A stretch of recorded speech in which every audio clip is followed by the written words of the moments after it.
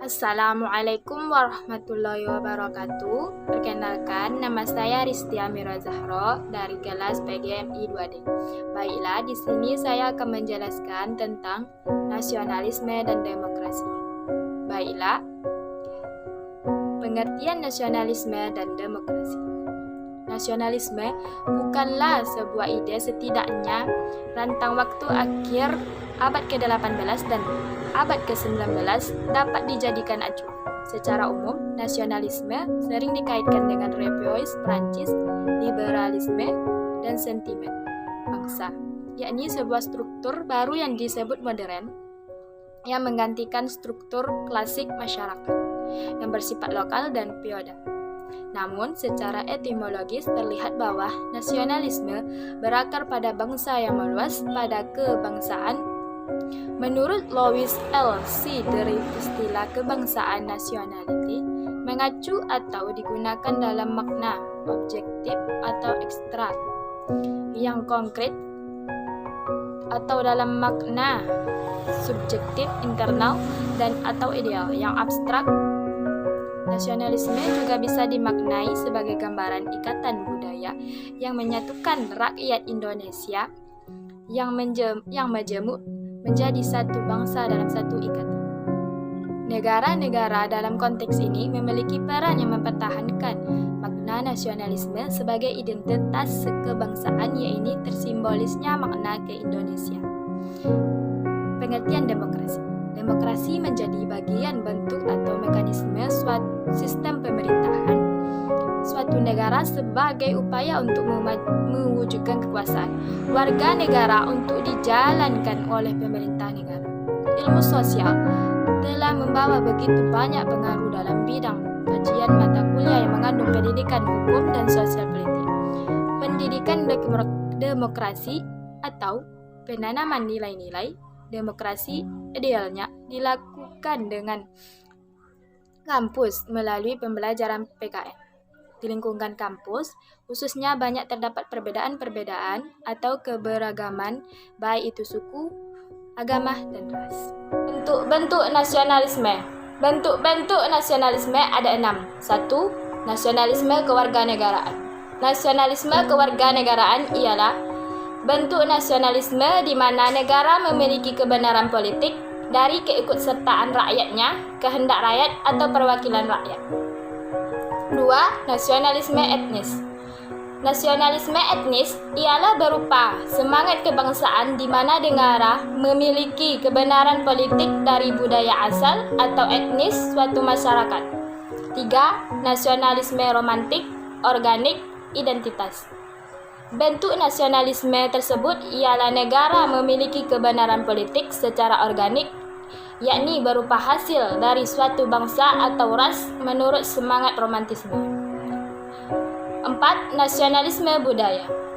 Bentuk nasionalisme budaya ialah negara memiliki kebenaran politik yang berasal dari budaya bersama dan bukan dari sifat keturunan seperti ras, warna kulit, dan lain-lainnya. 5. Nasionalisme kenegaraan. Bentuk nasionalisme kenegaraan ialah masyarakat memiliki perasaan nasionalistis yang kuat dan diberi keutamaan mengatasi hak universal dan kebebasan. 6. Nasionalisme agama. Bentuk nasionalisme agama ialah negara memiliki legitimasi politik dari adanya persamaan agama. Contoh perilaku nasionalisme. Nasionalisme bukan sekedar kata cinta tanah air dan bangsa, tetapi perlu bukti dengan berperilaku yang sesuai sikap nasionalisme. Berikut ini merupakan beberapa contoh perilaku nasionalisme yang bisa diajarkan, di antaranya yaitu 1. Sikap nasionalisme di keluarga. Menyayangi dan menghargai orang tua, membantu orang tua dalam mengerjakan tugas sehari-hari, menjaga nama baik keluarga. 2. Sikap nasionalisme di lingkungan keluarga. Mengikuti dan menghargai upacara bendera dengan baik, melakukan tata tertib dan tidak melanggar aturan sekolah, menghormati bapak atau ibu guru saat di kelas maupun di luar kelas. Selanjutnya, perkembangan nasionalisme di Indonesia. Perkembangan nasionalisme di Indonesia dan latar belakangnya bangsa Barat mulai menjajah Indonesia mulai abad ke-18. Kemudian Indonesia seperti bawah bangsa pada umumnya menginginkan kebangsaan dan kezaliman para penjajah tersebut membuat Indonesia bergerak maju untuk lahir sebagai bangsa baru yang dimulai. Dengan tumbuhnya rasa nasionalisme di seluruh penjuru Indonesia, latar belakang kesadaran nasionalisme bangsa Indonesia merupakan hasil dari para orang-orang terpelajar dan intelektual yang menjadi kunci utama dalam gerakan nasionalisme.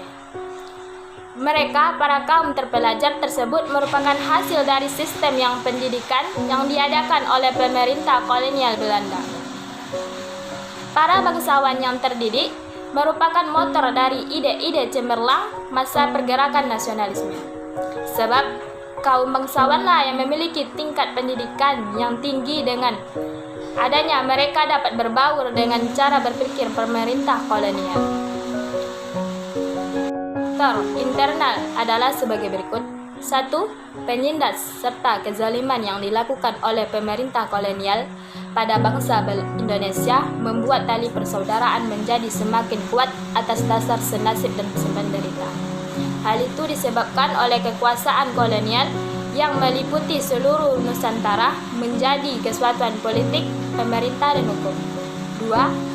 Adanya kelompok intelektual yang membuat ideologi dan beragam gerakan yang digunakan lawan kolonialisme Barat. 3. Masa-masa keemasan yang diraih oleh kerajaan-kerajaan yang terdahulu seperti sejarah kerajaan Mataram kuno, sejarah kerajaan Sriwijaya, dan sejarah kerajaan Majapahit yang menjadi sebuah motivasi tersendiri bagi bangsa Indonesia untuk berjuang menghadapi kolonialisme Barat guna meningkatkan motivasi dan rasa percaya diri bangsa. Faktor eksternal adalah sebagai berikut. Fase-fase perkembangan nasionalisme di Indonesia muncul dan berkembang melalui beberapa fase berikut. Sejarah lengkap bangsa Barat mulai menjajah Indonesia mulai abad ke-18.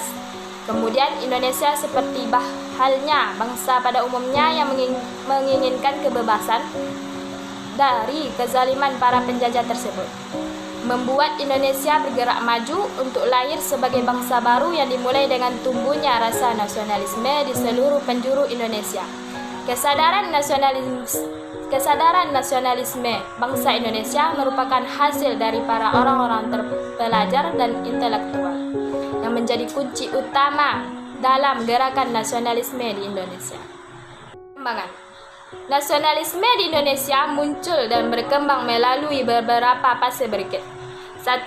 Masa perintis. 2. Masa penegas. 3. Masa percobaan. 4. Masa pendobrak. Organisasi-organisasi nasionalisme di Indonesia. 1. Budi Utomo. 2. Syarikat Islam. C. Partij. 4. Muhammadiyah. 5. Perhimpunan Indonesia. 6. Partai Nasional Indonesia. Keberadaan nasionalisme hingga sekarang. Pemuda sebagai komponen bangsa yang demikian kuat, baik fisik maupun semangatnya. Keberadaannya sangat dibutuhkan oleh masyarakat demi kelangsungan dan kejayaan bangsa. Di sisi lain, kelompok masyarakat yang tergolong berusia muda ini seringkali masih mempunyai kondisi jiwa yang perlu pembentukan jati dirinya. Mereka masih banyak menjadikan berbagai profil guna dijadikan sebagai acuan untuk penempaan dirinya menuju pendewasaan dan penemuan jati diri tersebut. Kedudukan generasi muda secara alami akan menjadi pemegang kekuasaan jalannya kemasyarakatan dan kenegaraan bangsa ini di masa yang akan datang. Hal demikian sudah tidak dapat dipungkiri lagi dari kenyataan hukum alam. Para pendiri negara ini yang berpikir langsung terhadap keberadaan negara ini telah banyak yang mendahului berada di alam baka. Jarang sekali sekarang ini kita dapat menempa diri dengan memanfaatkan masukan-masukan langsung dari mereka. Sekian, terima kasih.